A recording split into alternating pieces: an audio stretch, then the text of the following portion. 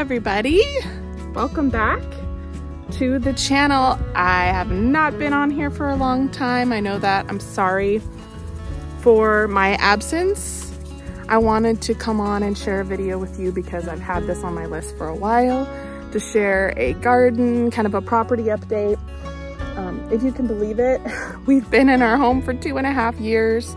This is technically our 3rd summer and we've done a lot of work. I find myself getting discouraged sometimes, but I just have to remind myself everything that we have done, and we've come a long way. So I've had a lot of family requesting update videos and wondering what we're up to.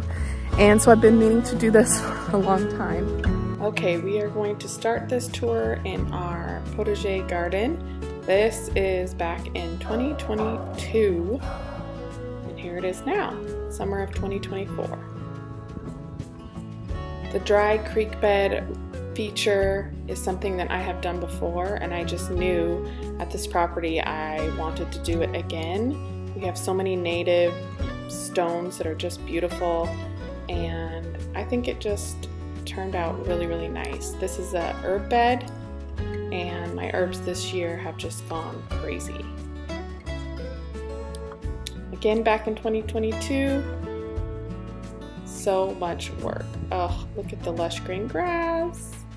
I have babied this grass. The kids love it. They love the playground.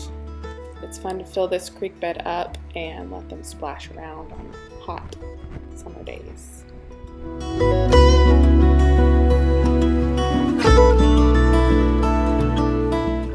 Okay everyone, this is our kitty cat.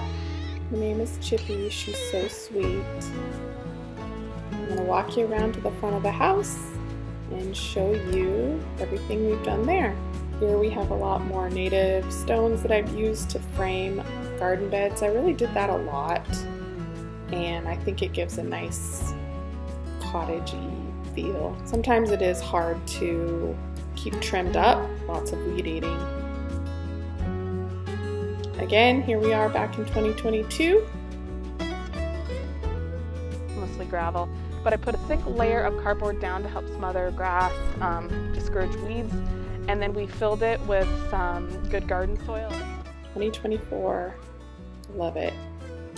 I love this beautiful hydrangea bush that we planted, and it's done really, really well this year. Here's another example of using where I've used some native stone to just kind of form up a little wall, and then I filled in with some soil to make a little bed. Okay, stick with me for the rest of the tour. There's going to be a little bit of back and forth from 2022 to now 2024, but we're going to head into the garden, look at the high tunnel, and I just am so proud of it.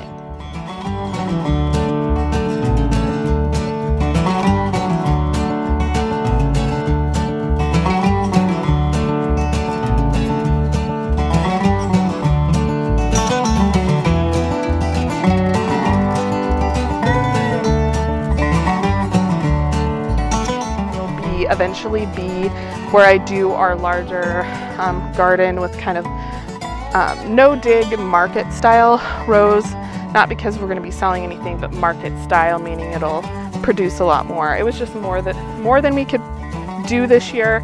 I tend to overplan and overestimate our abilities. And fencing is super expensive, so fencing this larger area just probably will not happen this year. That'll be a next year's project that I look forward to doing with you. So this bed,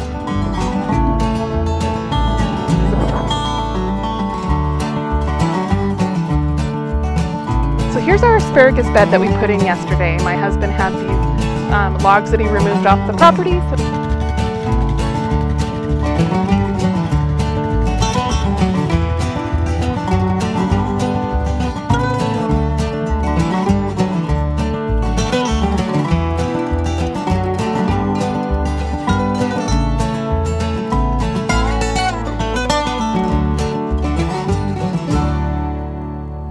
But it also helps me to really open up my eyes and see what all we have accomplished in the last 2 years. This year was really a huge project, putting in a giant 8-foot game fence to keep deer and elk out. And once that project was done, I just hit the ground running, getting materials like this wood chips from free wood chips actually from a local beam mill, and then purchasing straw and, you know, compost, and then putting in these beautiful no-dig garden beds. They're not really raised beds, but technically they're up off the native ground. We have a lot of rocks and boulders here, and so we really can't till or dig, and I don't necessarily like that way of gardening either. I find that kind of a no-dig lasagna method helps keep weeds down. And so, sorry if I'm making you seasick. I use this tarp to kill off a lot of the native weeds and things. We deal with mullein, we deal with a lot of knapweed, and the tarping and solarizing of the weeds really helps to prepare your soil.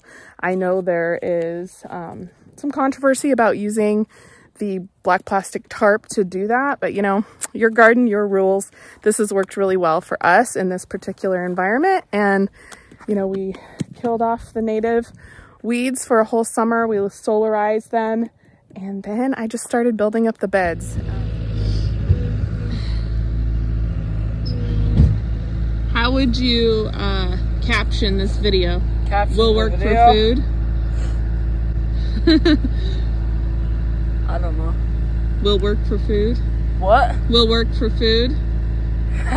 Will work for chocolate chip cookies? Yeah.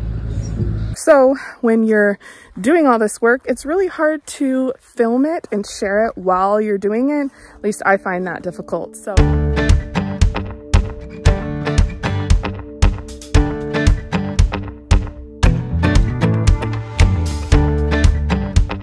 we also put up the high tunnel this year, and absolutely love it. I love using it, and everything in there has grown really, really well. Everything's super happy. I have mostly my cucumbers, tomatoes, and peppers in there, things that like it really hot. But it's great because I can also put the shade cloth on and keep things from getting completely baked. And I usually leave both ends of the tunnel open this time of year, but it's end of August. We are thick into harvesting, and I hope to be able to bring you along more and more as we are harvesting, a lot of good, yummy things. Strawberries this morning for my breakfast. I just picked a bunch of carrots, some green onions for the farm stand, and yeah, it's really makes my heart happy. It's beautiful, super proud of it, and love to share it with you all. So thanks for watching, and who knows, maybe I'll get back in the routine of getting a weekly video as the summer kind of winds down. I can't commit to that, but I do really love making the videos, sharing what we're up to. We've got lots of projects still happening, and I love the community here, and of course love sharing with my friends and family. So we'll see you soon. Thanks for being here. Bye.